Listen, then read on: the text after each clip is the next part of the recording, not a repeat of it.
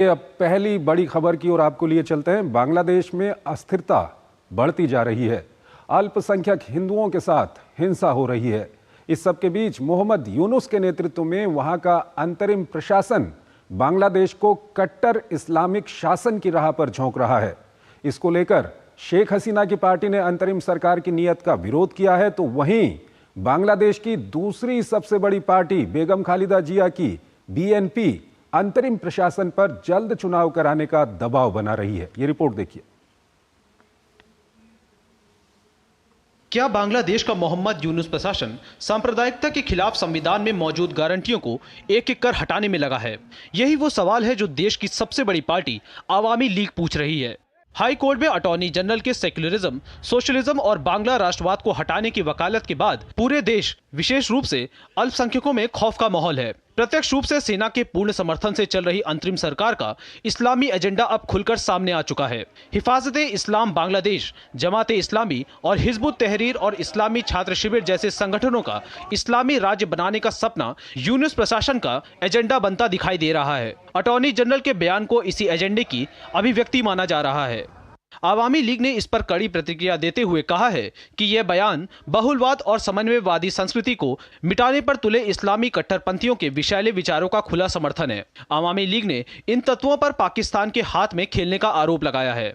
दरअसल बांग्लादेश हाईकोर्ट 15वें संविधान संशोधन की वैधानिकता पर सुनवाई कर रहा है। इसी क्रम में अटॉर्नी जनरल सरकार पर पक्ष रख रहे हैं।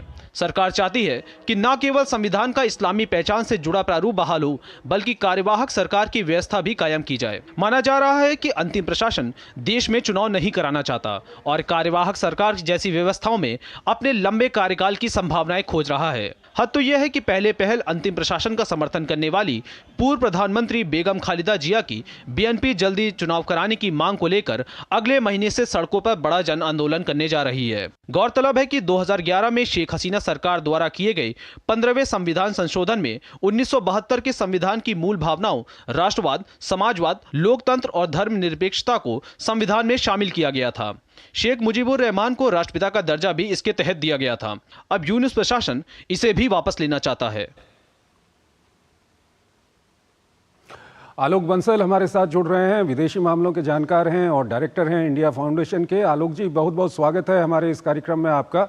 पहला सवाल जो हम आपसे जानना चाहेंगे, बांग्लादेश से जो ताज़ा खबर आ रही है, उस खबर में सबसे बड़ी बात तो ये निकल के आ रही है कि आवामी लीग ने भी ये आरोप लगाया है कि हिजबुत तहरीर जो एक कट्टरवादी चरमपंथी संगठन है, उसके लोगों को वहाँ पर मंत्रिमंडल में शामिल किया गया है। और दूसरा जो हाईकोर्ट में पक्ष रखा है अंतरिम प्रशासन की ओर से, उसमें वहाँ सेक्युलरिज्म को हटाने की बात कही गई है, समाजवाद को हटाने की बात की गई है, राष्ट्रपिता के रूप में शेख मुजीबुर रहमान का नाम हटाने की बात की गई है। किस ओर जा रहा है बांग्लादेश? देखिए, बांग्लादेश में जो अंतरिम सरकार है, इसके अंदर अधिकांश जो मंत्री या एडवाइजर जिन्हें कहा जा रहा है, उनमें से कई लोग ऐसे हैं जो कट्टरपंथी संगठनों से जुड़े हुए हैं। हिजबुल तहरीर की इस विचारधारा से कई लोग मिले हुए हैं, कई हिफाजत की विचारधारा से, और जमात के लोग जो आवामी लीग की हुकूमत के दौरान भी कई लोग छुपे छुपे जो आवामी लीग की सरकार के अंदर भी शामिल थे, वो लोग भी अब खुलेआम बाहर आ चुके हैं। हिजबुत तहरीर हमें समझना चाहिए एक पैन इस्लामिक ऑर्गेनाइजेशन है। ये पाकिस्तान, बांग्लादेश, ईरान, अफगानिस्तान इसमें विश्वास नहीं करता। ये विश्वास करते हैं एक वैश्विक उम्मा में, एक विश्वव्यापी इस्लामिक शासन में। तो ये तो एक बहुत ही चरमपंथी संगठन है और ये कई मध्य एशियाई राष्ट्रों में इसके ऊपर बैन लगा हुआ है। तो अब साफ पता चल रहा है कि कई ऐसे एडवाइजर्स हैं जिनके साफ स्पष्ट रूप से ऐसे संगठनों के साथ लिंक्स रहे हैं। और अभी जो स्थिति है, जो हाई कोर्ट में इन्होंने जो पक्ष रखा है कि सेक्युलरिज्म नहीं होना चाहिए, ये दर्शा रहा है कि इस तरीके की कट्टरपंथी ताकतें जो हैं शासन के ऊपर हावी होती चली जा रही। और ये दुर्भाग्य है क्योंकि ये जो अंतरिम सरकार है, सो कॉल्ड अंतरिम सरकार है, पहली चीज तो ये सरकार है किस बेसिस पर, ये मेरी समझ में नहीं आता। इसकी संवैधानिक वैधानिकता क्या है, इसकी कानूनी वैधानिकता क्या है? ना कोई चुनाव जीते हैं, ना किसी बेसिस पर ये आए हैं, किसी कानूनी संवैधानिक प्रक्रिया के अंतर्गत इनकी स्थापना हुई है। जब पूर्व प्रधानमंत्री ने त्यागपत्र दिया ही नहीं तो सरकार, जब जगह खाली नहीं है तो ये आ कहां से गए? तो ये बात अच्छी तरह से समझनी चाहिए कि जिस तरीके से यूनुस साहब कट्टरपंथियों को धीरे धीरे एक एक करके बढ़ाते चले जा रहे हैं, ये बड़ी दुर्भाग्य की बात है।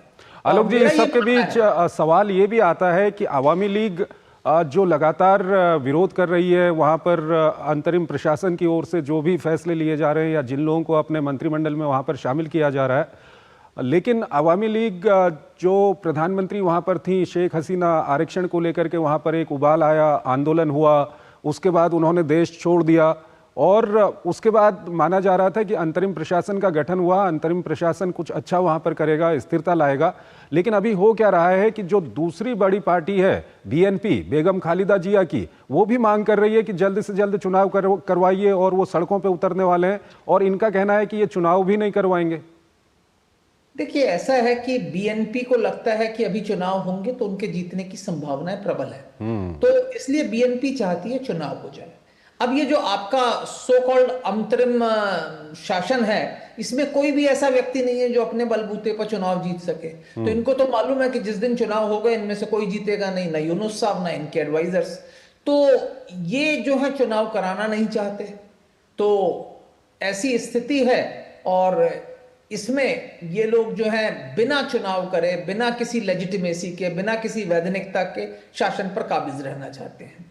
और ये दुर्भाग्य की बात है कि अंतर्राष्ट्रीय समुदाय इसके खिलाफ आवाज नहीं उठा रहा है। एक चीज हमें समझ लेनी चाहिए, आपने कहा कि सेना के समर्थन से, मैं ये बात स्पष्ट करना चाहूंगा कि सेना का पूरा समर्थन इस अस्थायी हुकूमत को नहीं है। सेना अभी भी वेट एंड वॉच की स्थिति में है, लेकिन सेना के अंदर भी एक मत नहीं है। बांग्लादेश की सेना भारतीय सेना या पाकिस्तानी सेना की तरह नहीं है जो कि पूरी की पूरी सेना सेनाध्यक्ष के अंतर्गत चले। बांग्लादेश में कर्नलों और मेजरों ने जो है तख्ता पलट किए हुए हैं। तो यहां पे क्या है कि सेना भी अभी, सेनाध्यक्ष चूंकि आवामी लीग के अपॉइंटेड थे और शेख हसीना के करीबी माने जाते थे, वो भी इस स्थिति में नहीं है कि अभी पूरी तरह से एक कोई कदम उठा सके।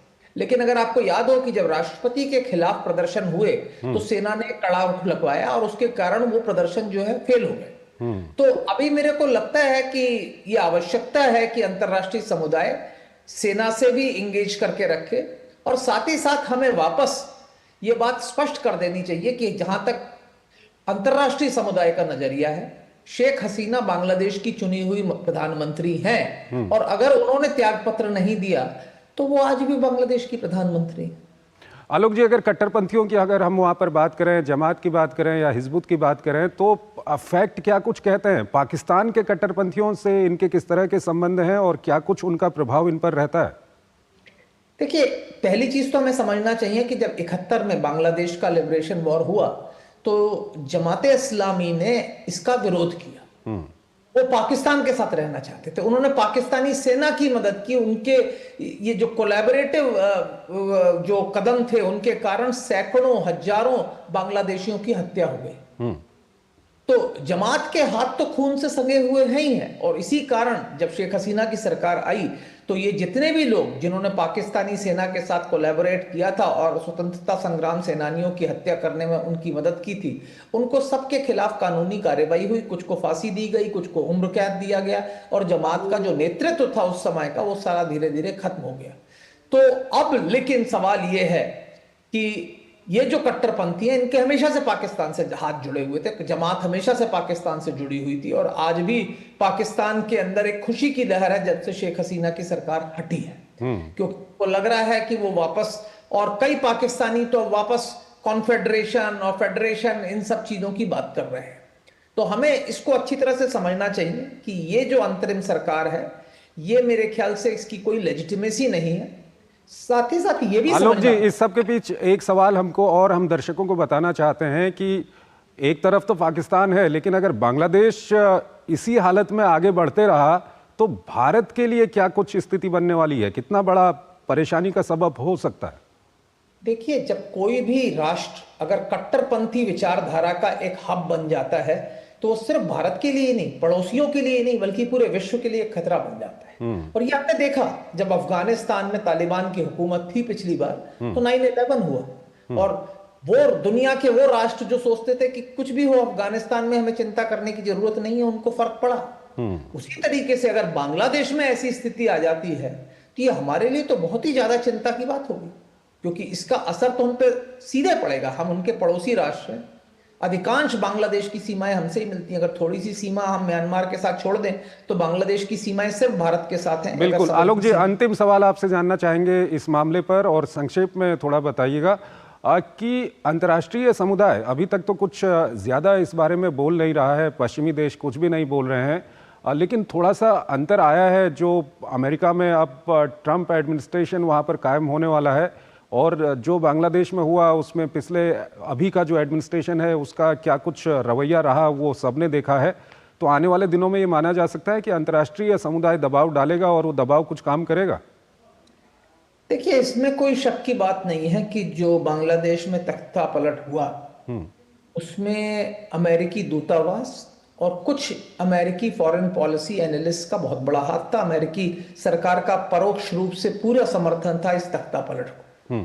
अब क्यों था, इसके ऊपर तो एक बहुत बड़ा वो हो सकता है, व्याख्यान हो सकता है। ठीक है, जनवरी के बाद क्या फर्क होगा? जी, ऐसा मुझे मानना है कि अब डोनाल्ड ट्रंप की जीत से उन शक्तियों के अंदर एक थोड़ी घबराहट है, विशेषकर बांग्लादेश के अंदर। वो लोग जो सोच रहे थे कि उनका खेल अब पूरी तरह से हो चुका है, उनके हिसाब से मोहरे वो बैठा चुके हैं, और एक बांग्लादेश को एक अफगानिस्तान बनाने की तरफ उनका पूरा जो प्रयास चल रहा था वो कुछ हद तक उसको एक झटका लगा है, क्योंकि डोनाल्ड ट्रंप के बनने से जो वहां पे अमेरिकी दूतावास है उसके अधिकारी भी परिवर्तित होंगे, और जो अमेरिकी विदेश नीति है उसमें एक बहुत बड़ा परिवर्तन आने की संभावना है। और ऐसे में मुझे लगता है कि भारत सरकार को भी एक बहुत कड़ा रुख अपनाने की आवश्यकता है बांग्लादेश के इस जो अभी प्रशासन है इसके खिलाफ। ठीक है आलोक जी, आप हमारे साथ बने रहिए। आलोक जी, आप हमारे साथ बने रहिए। एक और विषय है जिस पर अभी हम बातचीत